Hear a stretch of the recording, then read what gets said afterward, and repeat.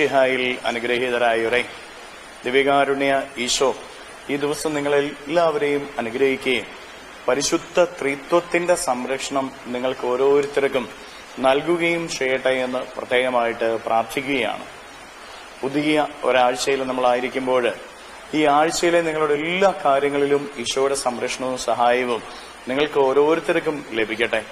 ഇന്ന് പരിശുദ്ധ സഭ പരിശുദ്ധ ത്രിത്വത്തിന്റെ തിരുനാള് കൊണ്ടാടുകയാണ്.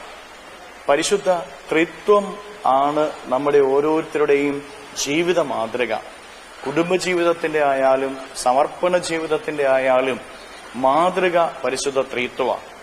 പരിശുദ്ധ ത്രിത്വം നമുക്കറിയാം, പിതാവ്, പുത്രൻ, പരിശുദ്ധാത്മാവ്. ഇതാണ് ത്രിത്വിക ദൈവം. സ്വഭാവം പലതാണെങ്കിലും സത്തയിൽ ഒന്നാണ്. സത്ത സ്നേഹമാണ്. പ്രിയപ്പെട്ടവരെ, സമർപ്പണ ജീവിതത്തിലായാലും കുടുംബജീവിതത്തിലായാലും ഏതൊരു ജീവിതാന്തസ്സിലായാലും ഈ ഒരു മനോഭാവമാണ് നമ്മൾ ഓരോരുത്തരും സ്വീകരിക്കേണ്ടത്. പരിശുദ്ധ ത്രിത്വത്തിന്റെ സത്ത സ്നേഹം. സ്വഭാവത്തിൽ നമ്മൾ പലരാ. കുടുംബജീവിതത്തിലായാല് സ്വഭാവം പലർക്കും പല വിധത്തിലാണ്. ഈ പല വിധത്തിലുള്ള സ്വഭാവ സവിശേഷതകൾ ഓരോരുത്തരിലും ഉണ്ട് എങ്കിലും ഇവരെ ഒന്നിപ്പിക്കുന്നത് സ്നേഹമായ സത്തയാണ്. പ്രിയപ്പെട്ടവരെ, ഇതുപോലെ ആയിരിക്കണം നമ്മുടെ കുടുംബത്തില്. നമ്മെ ഒന്നിപ്പിക്കേണ്ടത് സത്ത സ്നേഹമാണ്.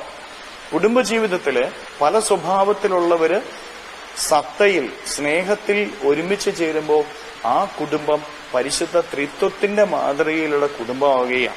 സമൂഹ ജീവിതത്തിലായാലും സ്നേഹത്തിൽ ഒരുമിക്കുമ്പോൾ ആ സമൂഹത്തിന്റെ മാതൃക പരിശുദ്ധ ത്രിത്വമാവുകയാണ്. അവിടെ പിതാവിന്റെ അനുഗ്രഹം, പുത്രന്റെ അനുഗ്രഹം, പരിശുദ്ധാത്മാവിന്റെ അനുഗ്രഹം ലഭിച്ചുകൊണ്ടേയിരിക്കും. പിതാവിന്റെ സ്നേഹം ആ കുടുംബത്തിലെ സമൂഹത്തിലും ഉണ്ടാവും. പുത്രൻ നൽകുന്ന രക്ഷയുടെ അനുഭവം ആ കുടുംബത്തിലെ സമൂഹത്തിലും ഉണ്ടാവും. പരിശുദ്ധാത്മാവിന്റെ വിശുദ്ധീകരണവും പ്രവർത്തനവും ആ കുടുംബത്തിലും സമൂഹത്തിലും ഉണ്ടാകും. അതുകൊണ്ട് പ്രിയപ്പെട്ടവരെ, ദൈവം നമ്മോട് ആവശ്യപ്പെടുന്നത് എന്താ? സ്നേഹിക്കാനല്ലേ? പരസ്പരം സ്നേഹിക്കുക. പരിശുദ്ധ ത്രിത്വത്തിന്റെ തിരുനാള് ഇന്ന് കൊണ്ടാടുമ്പോൾ പരിശുദ്ധ ത്രിത്വമായ ദൈവം നമ്മളോട് പറയുന്നത് മറ്റൊന്നുമല്ല, സ്നേഹിക്കുക എന്നുള്ളതാണ്. പല വിധത്തിലുള്ള അഭിപ്രായ വ്യത്യാസങ്ങൾ ഉണ്ടാവാം, പല വിധത്തിലുള്ള സ്വഭാവങ്ങൾ ഉണ്ടാവാം.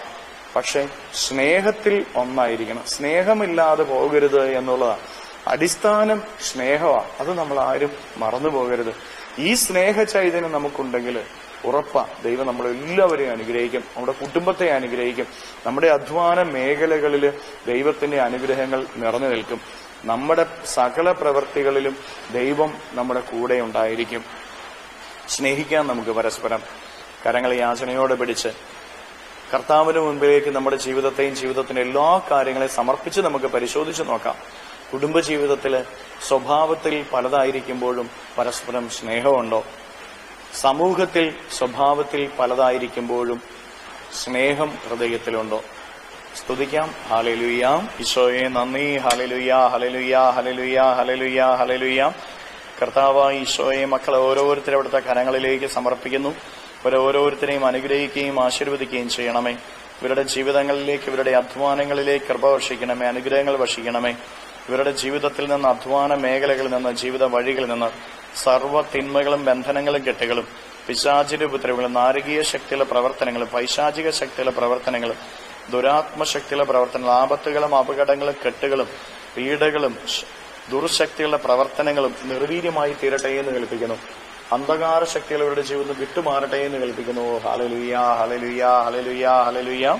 നിത്യം പിതാവും പുത്രനും പരിശുദ്ധാത്മാവുമായി സർവേശ്വര എന്നേക്കും ആമേൻ.